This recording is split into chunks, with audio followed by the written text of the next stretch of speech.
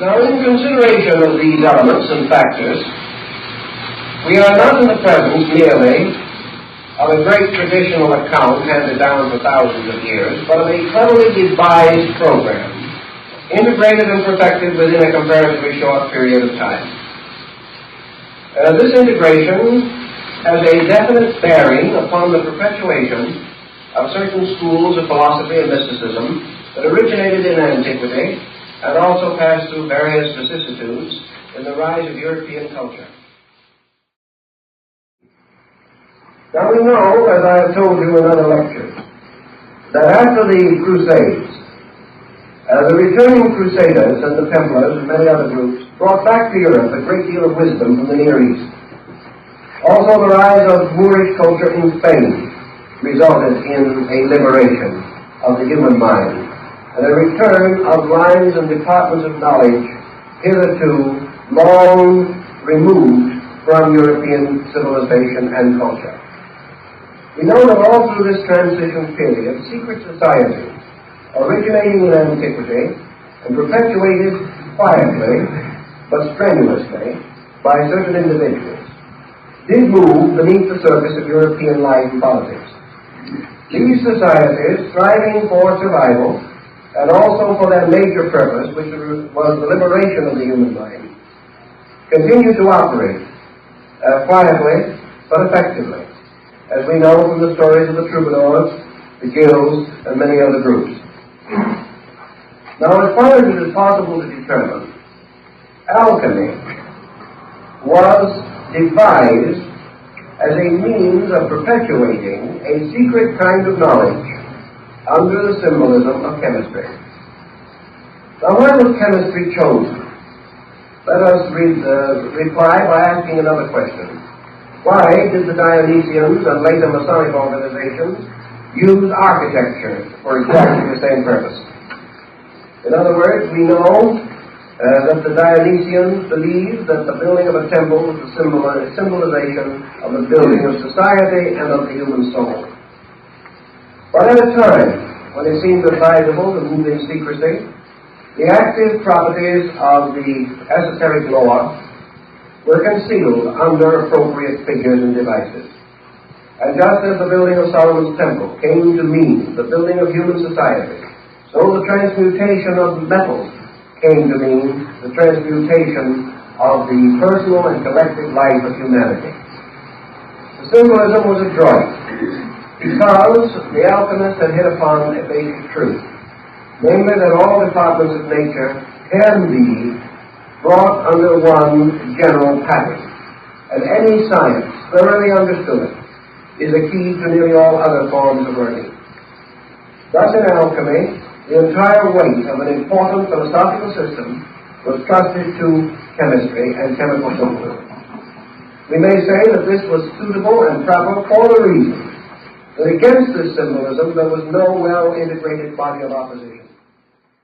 These alchemists worked together for a number of years under the princes of Bohemia and other royal patrons. Now, it must have been rather interesting to realize that these alchemists were supported, maintained, and nursed along by the very tyrants who alchemy expected to eliminate.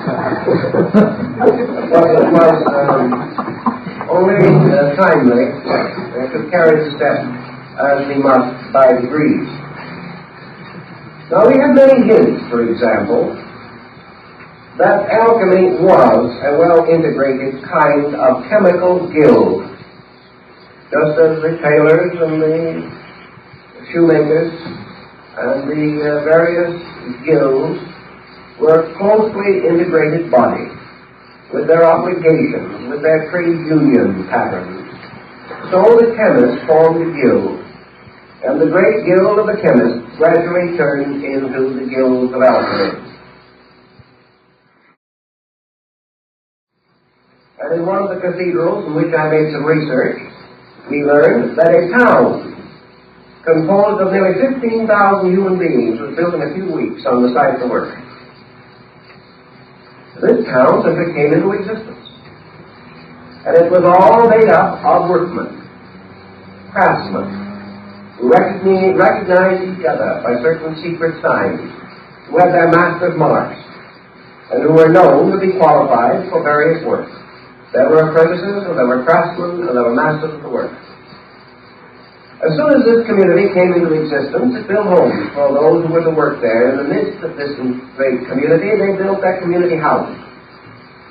And they then sent to the nearby town where the work was to be done and communicated with the architects and the financing committee and demanded their proper share, or their proper token.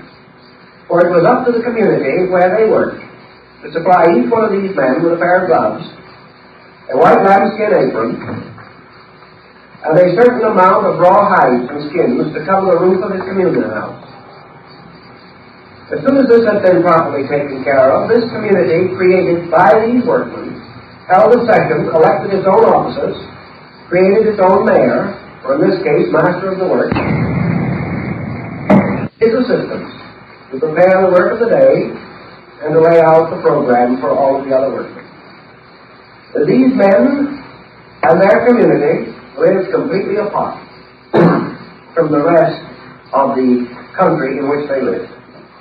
And as the records of the time show, they did not even follow in the religion of the community. These people had their own religion, and several early fathers, writing of these communities of builders, shook their heads sadly over their quills and said that we think that some of them were not as good Orthodox Christians as they should have been. It's quite possible, because from the Near East came men who worked in silk and fabrics, came cutters of stones and gems. From North Africa came men skilled in design and artistry. From Bulgaria, Romania, from the great Slavic states, from all parts of Europe they came, Christian, Muslim, Jew, everything you can think of, but all bound together by the great guilds into which they had been initiated. These guilds created their own world. They created their own cooperatives. They had their own ways of taking care of the widows and the fatherless. They took care of their own sick. They brought their own physicians. They did everything, and they created a form of government which we call today democracy. And that democracy began within the structure of the guilds. Now, if you attended a great meeting of the guild masters, you would attend something that was very interesting. You would find these men gathered in the communion house, or in the community center.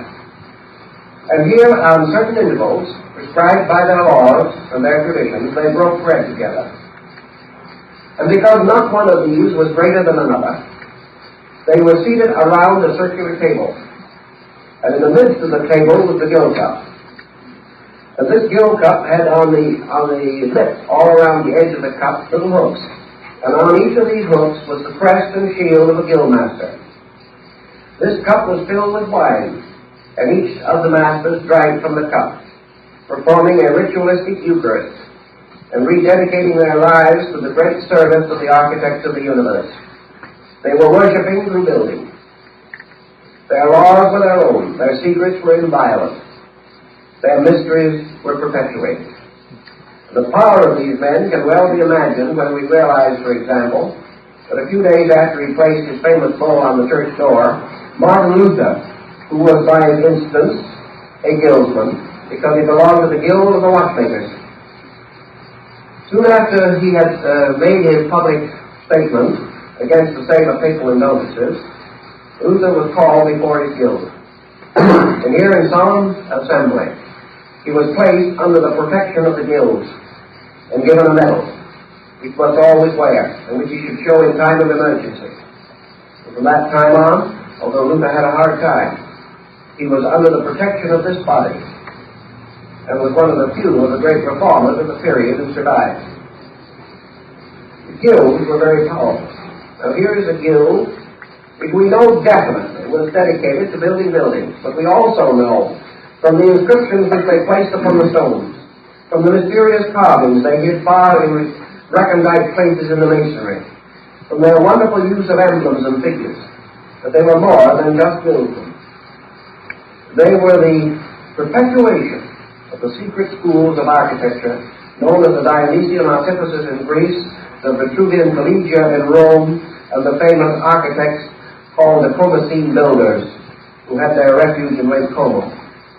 These were all initiate schools from antiquity, concealing the secrets of human regeneration under the story of architecture. And here's one group of guilds. Now let us pass for a moment to another group. And this is the group of the chemists. The doctors, the chemists, and those who had to do with research in metals, metallurgy, and things of that nature. All who touched fire as a means of working the elements of their craft were bound together. And this mysterious body of chemists, although it did not build cities at the foot of cathedrals and things of that nature, was an integrated body. And it was also in close relation to the crafts of the builders. After a great deal of research, I was finally able to recover ancient drawings of the original doors of the Cathedral of Notre Dame in Paris. The reason this was important was that the original doors, which were removed at the time of the French Revolution, and these doors, which were cast in bronze, and are supposed to have been the work of the devil, all such interesting things were at that time. On these doors was the complete formula of alchemical transmutation. The doors were a mass of hermetic symbols. Now these doors could not have been placed there by the chemists, unless these chemists had also been in very intimate association with the cathedral builders. It was part of the same type of guild. Another guild that is of very great interest to us is the bookmakers' guild.